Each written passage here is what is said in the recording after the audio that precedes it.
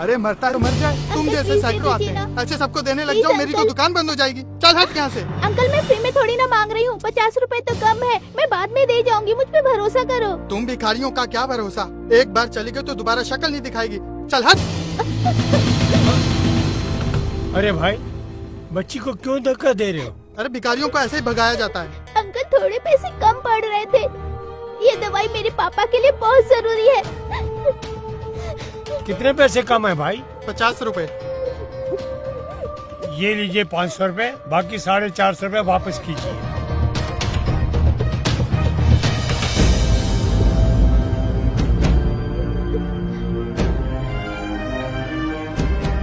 ये ले बेटा, पैसे भी ले जा बेटा, तेरे काम आएंगे। बेटा जल्दी से घर जा, अपने पापा को ये दवाई दे। Thank you uncle. जा।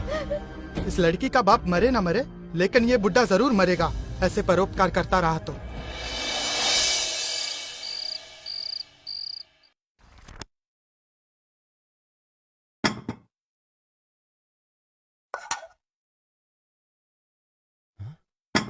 ये क्या है? सिर्फ दाल ही दाल बनी है, कोई सब्जी नहीं बनाई क्या? आपके पापा लेकर आते तो बनाती ना। सुबह मैंने इनको 500 रुपए दिए थे सब्जी लाने के लिए, सब्जी तो लाए नहीं, ऊपर से किसी का भला करके आ गए। क्यों करते हैं आप पापा ऐसे? हाँ? आपको रिमी ने सब्जी के लिए पैसे दिए थे या किसी का भला करने के लिए? बेटा, उस बच्ची को पैसे की बहुत जरूरत थी। हाँ, तो उसे पूरे पैसे देने की क्या जरूरत थी? 10-20 रुपए देकर भी तो आप पीछा छुड़ा सकते थे ना। हाँ? अब देखिए, आपके इन्हीं चक्करों की वजह से हमें दाल रोटी खानी पड़ रही है। और रिमी, तुम पापा को दोबारा पैसे देकर बाजार नहीं भेज सकती थी क्या? इनका क्या भरोसा, कहीं वापस कोई जरूरतमंद मिल जाता तो उसे भी पैसे देकर वापस खाली हाथ घर लौटाते। तुम कोई नौकर क्यों नहीं रख लेती हो? हाँ, अगर नौकर रख लिया तो घर में पड़े पापा क्या करेंगे? अरे पर कम से कम ये सब तो नहीं होगा। थोड़ा बहुत काम कर रहे हैं तो हाथ पैर चल रहे हैं, कुछ नहीं करेंगे तो बिस्तर पकड़ लेंगे, और वो मुसीबत भी हमें ही झेलनी पड़ेगी। फिर कौन करेगा इनकी सेवा? बेटा, वो बच्ची सही में बहुत मजबूर थी। अगर उसके पापा को दवाई न मिलती तो पता नहीं क्या हो जाता। दादू ने तो अच्छा काम किया है, आप उन पे क्यों चिल्ला रही हो? मेरी टीचर कहती है जो नीडी पीपल की हेल्प करता है वही गॉड होता है। सनी, बड़ों के बीच में बोलना बैड मैनर्स होता है। देखो, कल सुबह मुझे ऑफिस जल्दी पहुंचना है, इसलिए कल सुबह दादू ऑटो से स्कूल छोड़ने जाएंगे, ठीक है? चलो जल्दी से अपना खाना फिनिश करो और जाके सो जाओ। आपका बेटा तो दाल को हाथ भी नहीं लगाता, आज इसे भूखा ही सोना पड़ेगा। मम्मी, टीचर कहती है पल्सेस में खूब विटामिन होते हैं, हमें खाने चाहिए। दाल तो मैं जरूर खाऊंगा। तो ठीक है, सभी आज दाल ही खाओ। दादू, कभी कभी दाल भी खानी चाहिए, सेहत के लिए अच्छी होती है। दो।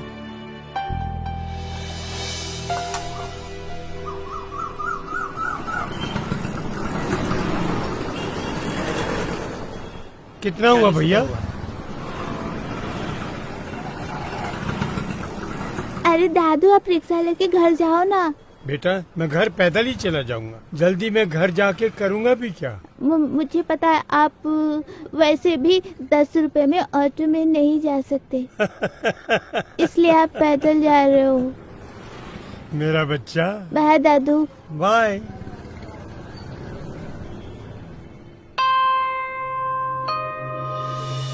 क्या हुआ बेटा? दादू, टीचर ने भी कहा था भगवान जब भी दुनिया में आए उन्हें लोगों ने बहुत दुख दिया, लेकिन भगवान तो नीडी पीपल की हेल्प करते हैं, तो पीपल उनको क्यों दुख देते हैं?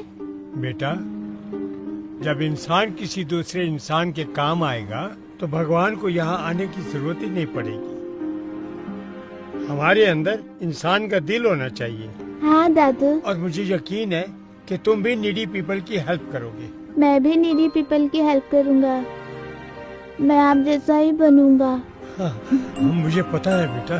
चलो बेटा।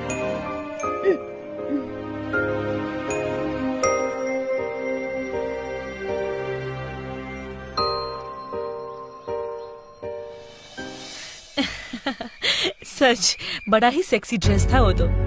हाँ यार, आजकल तो ये विमेन के बीच बना फैशन का ट्रेंड है। राज तो क्रेजी है मुझे उस ड्रेस में देखने के लिए। बट ये कैसे पॉसिबल है? तेरे फादर इन लॉ तुझे इतने बोल्ड आउटफिट में देखेंगे तो वो क्या सोचेंगे? Who cares of him? उनकी वजह से हम क्या खुश रहना छोड़ दे? ये बूढ़े लोग होते ही है हमारी खुशियों में आग लगाने के लिए। बट तू है बहुत लकी यार, जो तुझे राज जैसा हस्बैंड मिला है। मेरे घर में देख, मेरे ससुर की चलती है, चाहे वो सही हो या गलत। मैंने एक बार अपने हस्बैंड से फादर इन लॉ को अलग रहने के लिए क्या बोल दिया, वो तो कहने लगे मैं तुम्हें छोड़ सकता हूँ पर अपनी मम्मी पापा को नहीं। ये खून के रिश्ते भी ना बड़े अजीब होते हैं। कितनी भी परेशानी हो वो एक दूसरे का साथ नहीं छोड़ सकते। तेरे और मेरे ससुर में डिफरेंस भी तो देख।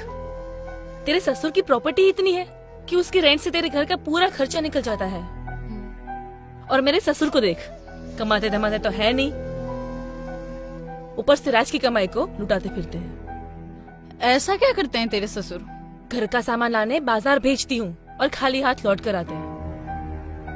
कहते हैं उन पैसों से किसी की मदद कर दी। पता नहीं सच बोलते हैं या झूठ। आज की महंगाई में किसी को घर बैठा कर खिलाना कितना मुश्किल होता है, पता है ना? एक तो इनको खिलाओ, ऊपर से इनकी घपलेबाजी भी झेलो। अरे इस सठियानी उम्र में ना लोगों का भरोसा ही नहीं है। इस उम्र में आकर आदमी और भी शौकीन हो जाते हैं। तुझे पता है, मेरे नेबर में ना एक बुढ़ा रहता है, अपनी बहू से पैसे लेता था घर के सामान के लिए और कहता था किसी जरूरतमंद को दे दिया, और बाद में पता चला उसका किसी बार गर्ल के यहाँ आना जाना था। पता नहीं इनका क्या चक्कर है। राज तो कहता है कि घर के काम के लिए कोई नौकर रख लो। अगर इनका पेट भरना ही है तो नौकर को अलग से पैसे क्यों दे, है ना? और वैसे भी आजकल हमारी जरूरतें पूरी ही नहीं हो पाती है। कितने दिन से राज हांगकांग के टूर की प्लानिंग कर रहा है, लेकिन इनकी वजह से कुछ पैसे से हो पाए तब ना। अब पता है कि घर में गेस्ट आए हुए हैं, मगर साहब अपने बेडरूम में आराम फरमा रहे हैं, जैसे घर में खूब नौकर चाकर हो। अरे पापा, देख नहीं रहे हो क्या? घर में मेहमान आए हुए हैं, जरा चाय तो बना दीजिए।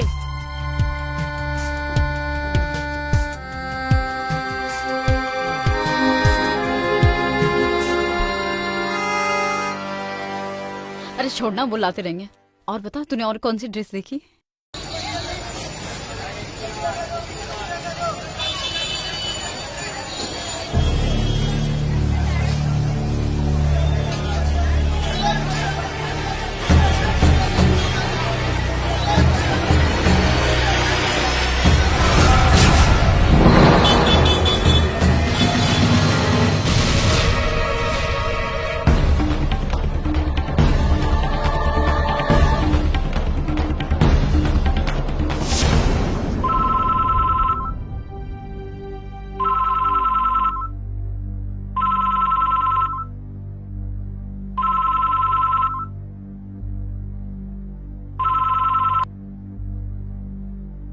हेलो, ठीक है अंकल, मेरे दादू का ख्याल रखना। मैं अभी अपने डैडी को भेजता हूँ। किसका कॉल था बेटा? दादू बेहोश हो गए। तो अभी इनका नया नाटक शुरू हो गया।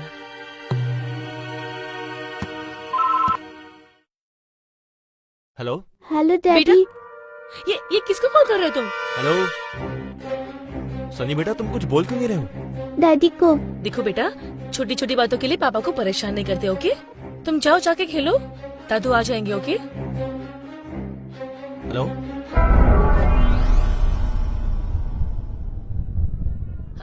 हेलो राज, मैं रिमी बोल रही हूँ। हाँ रिमी, क्या हुआ? सनी इतना घबराया हुआ क्यों है? सब ठीक तो है ना? कुछ नहीं बेबी, तुम्हें तो पता है ना कि वो छोटी छोटी बातों के लिए कॉल करता रहता है। तुमने मूवी की टिकट्स बुक कर ली है ना? डार्लिंग, संडे को तो मैं सिर्फ तुम्हारी ड्यूटी करता हूँ, तो ये बात कैसे भूल सकता हूँ मैं?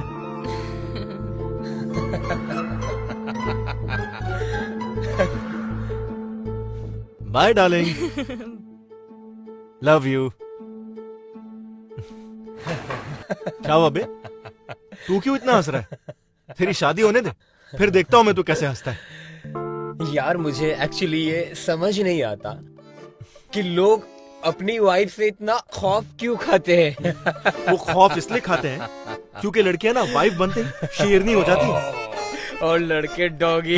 इसके लिए मैंने तू भी कुत्ता ही बनने वाला है, डन, डन। याद रखना ये बात। हाँ? डन।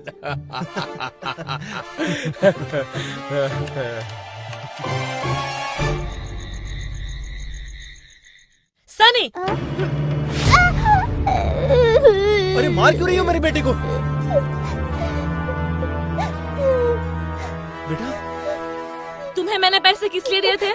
टीचर को देने के लिए। फिर पैसे कहाँ गए? स्कूल में मुझसे कहीं गिर गया। झूठ बोलता है? हाँ, मुझे सब मालूम पड़ चुका है। सच सच बोल। हाँ बताता हूँ। बोल। रन के डैडी एक्सपायर हो चुके हैं। उसके मम्मी के पास जॉब भी नहीं है। अगर उसकी फीस डिपॉजिट नहीं होती तो टीचर उसे स्कूल से निकाल देती। कितना अच्छा काम किया मेरे बेटे ने। क्यों मार रही हो तुम इसे? और अगर तुम्हारी फीस डिपॉजिट नहीं हुई तो तुम्हें भी स्कूल से निकाल दिया जाएगा। ये नहीं समझ में आया तुम्हें? अरे तुम्हें दोबारा फीस भर दूंगा, इसमें तुम्हें मारने की क्या जरूरत है? तुम्हारे पापा ने हमें क्या कम बर्बाद किया है तो ये भी उनके कदमों पे चल निकला। यहाँ हम अपना बजट संभालने के लिए अपनी जरूरतें कम कर रहे हैं और वो है कि दूसरों पे लुटाए जा रहे हैं।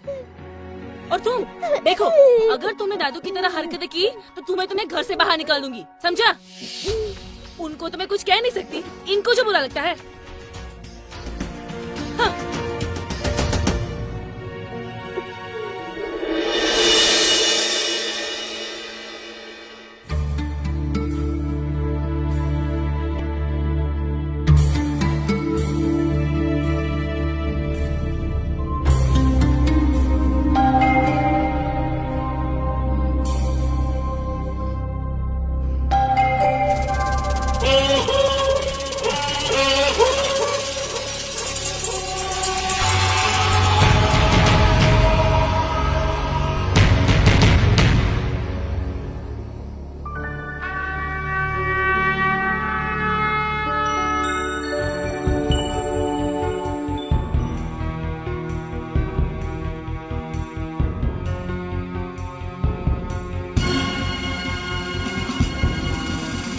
पैसे लाए तो मैं कहाँ चले गए?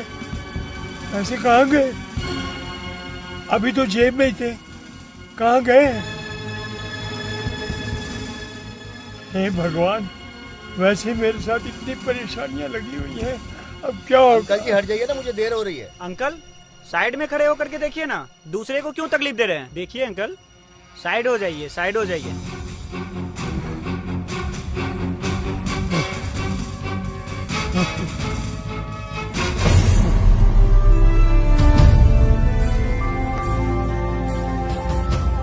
ऐसे तो है ही नहीं, मैं तो लाया था, कहाँ चले गए? क्या जवाब दूंगा उनको मैं?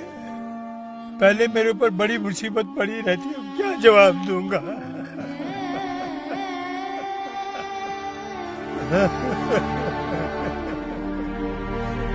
हे राम, हे राम।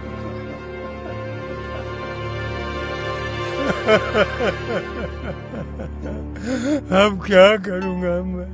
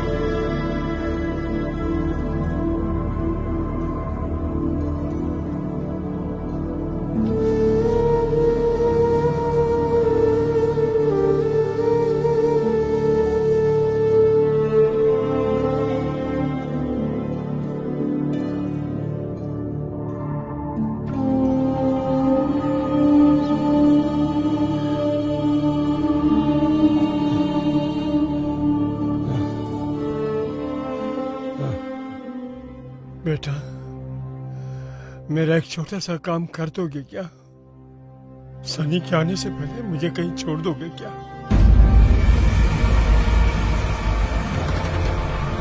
कहाँ जाना चाहते हैं आप? बेटा, मैं चाहता हूँ कि मेरी बाकी की जिंदगी किसी वृद्ध आश्रम में मेरी उम्र के लोगों के बीच कटे। मेरे यहाँ साथ रहने से तुम लोगों को परेशानी होती है। मैं नहीं चाहता मेरे बच्चों की खुशी में मेरी वजह से खलल पैदा हो। वैसे भी मेरा शरीर थक गया। अब मैं आप लोगों के किसी काम का नहीं रहा। तुम लोगों पर मैं बोझ बनकर नहीं जीना चाहता।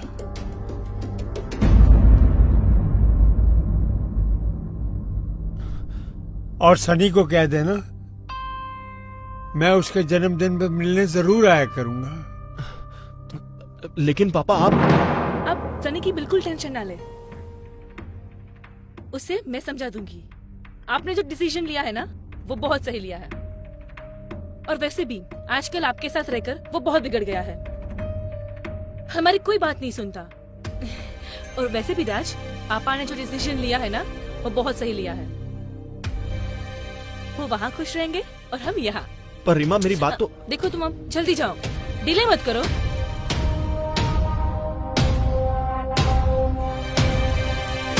अरे पापा, आपने कुछ सेविंग की थी क्या, जो इसको आप थैले में लेकर जा रहे हो? बेटा, जिंदगी का फर्ज निभाते निभाते मुझे सेविंग करने का मौका ही नहीं मिला। और जो भी सेविंग किया था वो आप लोगों के नाम कर चुका हूँ। इसमें गायत्री की तस्वीर है, जिसे मैं अपने साथ लेकर जा रहा हूँ। मैं नहीं समझता ये आप लोगों के किसी काम की है। हाँ, वैसे भी हमारे काम की नहीं है, ले जाइए आप अपने साथ, ठीक है? वैसे भी फालतू चीजों के लिए हमारे घर में बिल्कुल जगह नहीं है। चलो, अच्छा हुआ गायत्री पहले ही चली गई, वरना आज उसका बोझ मेरे ये बूढ़े कंधे उठा भी नहीं पाते। चल बेटा, चल, अब मुझे विदा कर दे। जाओ ना।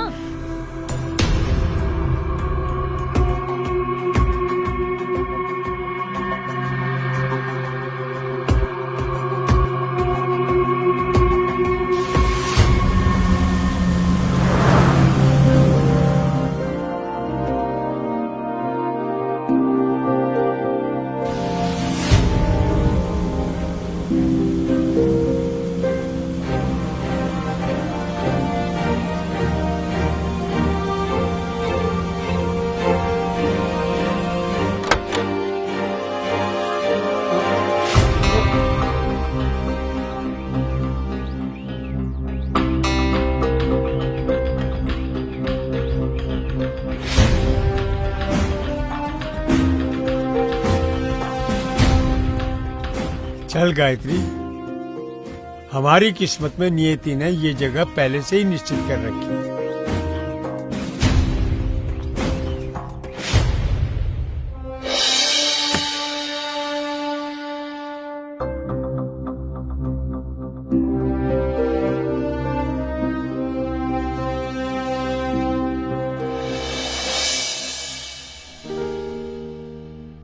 आइए बेटी, थैंक यू। जरा इनका नाम बताइए। राम कृष्ण दयाल।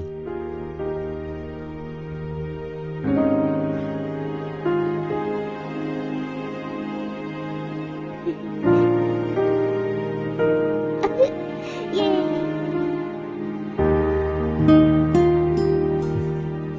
अरे वाह, मैं ये पहला आश्रम देख रहा हूँ जहाँ बूढ़ों और बच्चों को एक साथ सहारा मिला है। जी हाँ, दोनों अपने अपने घर वालों को मिस ना करे, इसलिए दोनों के लिए एक ही आश्रम बना है।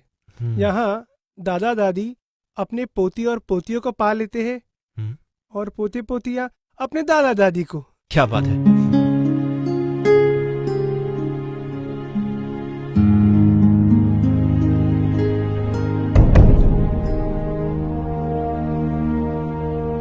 भाई साहब, वो आदमी कौन है जिससे मेरे पापा बात कर रहे हैं? कौन ये? हाँ। ये तो यहाँ के मैनेजर साहब है।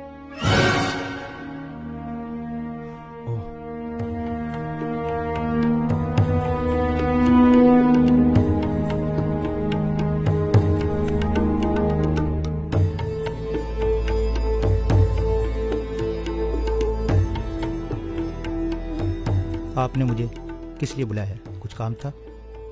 सर वो मुझे आपसे कुछ पूछना था। कहिए, क्या पूछना है? सर मुझे एक सेकंड सर, सो सॉरी। हाँ बोलो रिमी। पोस्ट से छुटकारा मिला कि नहीं? देखो मैं भी किसी से बात कर रहा हूँ, तो मैं कॉल बैक करता हूँ। हाँ ठीक है। अच्छा रुको, मेरी बात सुनो। उनसे कहते ना कि सनी के बर्थडे पर भी आने की जरूरत नहीं है, क्योंकि मैं नहीं चाहती कि मैं सनी पर उनकी परछाई तक पड़े। ठीक है? मैंने तुमसे कहा ना, फोन रखो, अभी बाद में कॉल करता हूँ तुम्हें। Okay fine.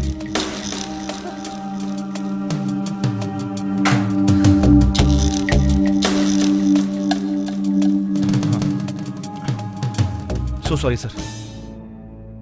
सर वो मैं आपसे पूछ रहा था कि जहां तक मुझे पता है मेरे पापा यहाँ पहली बार आए हैं, लेकिन वो आपसे बातें तो ऐसे कर रहे थे जैसे वो आपको बहुत टाइम से जानते हो। बड़ी पुरानी पहचान है इस जगह से उनकी, मुझे अच्छी तरह से याद है।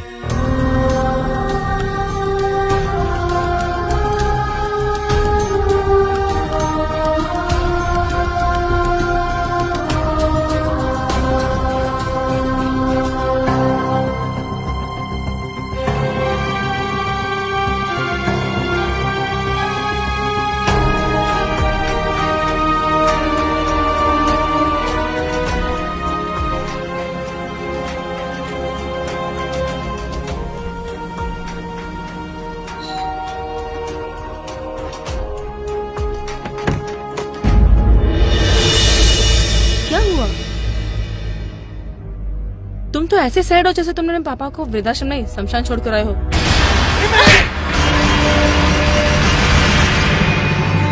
तुमने अपने बाप के लिए मुझ पे हाथ उठाया?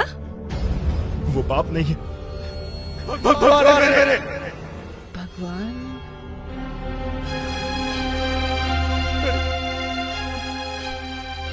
मैं तो अनाथ हूँ। आज कई सड़कों पर भीख मांग रहा होता। अगर उन्होंने मुझे आश्रम से गोद नहीं लिया होता तो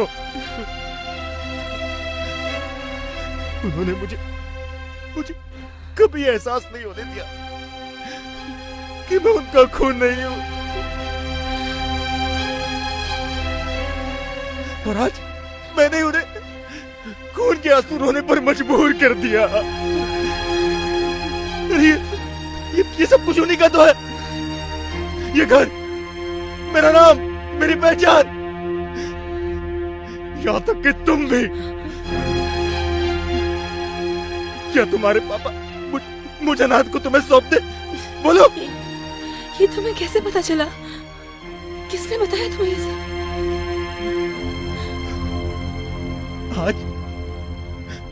आज वो आश्रम का मैनेजर मुझे ये सब नहीं बताता तो मैं जिंदगी भर अपने भगवान से अनजान रहता। बड़ी पुरानी पहचान है इस जगह से उनकी, मुझे अच्छी तरह से याद है कि वो आज ही का दिन था। आज से 30 साल पहले वो अपनी पत्नी के साथ यहाँ एक अनाथ बच्चा गोद लेने के लिए आए थे। वो जरूर तुम ही हो बेटा। किस्मत का खेल देखो, आज ही के दिन वो तुम्हें यहां से गोद लेकर गए थे और आज ही के दिन तुमने यहां पर छोड़ने आए हो। खून खून में फर्क पैदा कर दिया है तुमने। आज तुमने दिखा दिया कि अपना खून अपना ही होता है। अगर तुम उनका खून होते तो कभी इन्हें खून के आंसू नहीं रुलाते। सच तो ये है कि मैंने उनको तकलीफ पहुंचाने में कोई कमी नहीं चाहती। मैं एक अच्छी बहू और एक अच्छी पत्नी कभी बन ही नहीं पाई। मैंने ही तुम्हें उनके खिलाफ भड़काया। मुझे माफ कर दो राज, मुझे माफ कर दो। मुझे माफ कर दो राज। मैंने कौन सी इज्जत रखी है उनकी?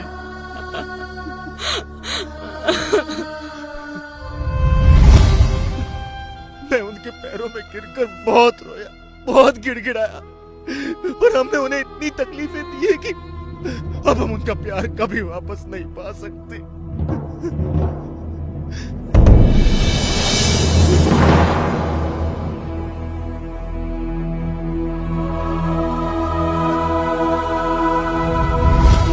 राज, तुम प्लीज मुझे उनके पास ले चलो।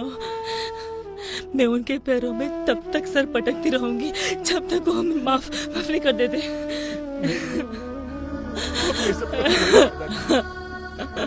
अब वो हमारे पास कभी नहीं आएंगे, कभी नहीं आएंगे। सरप्राइज! मम्मी, डैडी, दादू। पापा, पापा माफ कर दीजिए। पापा माफ कर दीजिए। मुझसे बहुत बड़ी माफ कर दीजिए पापा। मैंने बहुत बुरा बर्ताव किया है आपके साथ। मैं माफी के लायक नहीं हूँ। आपने जिंदगी भर बोझ उठाया, और आज जब आपको जरूरत है तो मैंने आपको ही बोझ समझ लिया। आपने मुझे ये कभी एहसास नहीं होने दिया कि मैं आपकी औलाद नहीं। जिस औलाद को अपने बेटे की तरह जिंदगी भर प्यार दिया, अब उससे नाराज होकर उसके सिर से पिता का साया मत हटाइए। देखिए पापा, अगर आपने मुझे माफ नहीं किया ना, तो मैं अपने आप को ऐसी सजा दूंगा कि आपको मेरा बोझ एक बार फिर उठाना पड़ेगा, अपने कंधों पर रखकर मुझे शमशान तक पहुंचाने का। ऐसा मत बोल बेटा, ऐसा मत बोल बेटा। तुम बच्चों की शरीर में बना जी रहा हो। तुम मेरी जिंदगी में नहीं होते तो मैं गायत्री के साथ ही इस दुनिया को अलविदा कह दिया होता। उसने मुझसे वादा लिया था कि मेरे बेटे की आंखों में कभी आंसू मत आने देना। आज मैं तुमको रुलाकर मैं उसका गुनाहगार बन गया बेटा। अब मुझसे ये गुनाह नहीं होगा। मैं खुद तो तकलीफ उठा सकता हूँ, मगर गायत्री से लिया वादा मुझसे ना तोड़ते बनेगा। बस तुम लोगों से एक ही विनती है, जब तक मैं जिंदा हूँ मेरे पोते को मुझसे दूर मत करना कभी। मैं भी जहाँ दादू कहते वहाँ मुझे मेरे हर बर्थडे पे ले जाया करते थे। मुझे पता था दादू वहाँ जरूर मिलेंगे।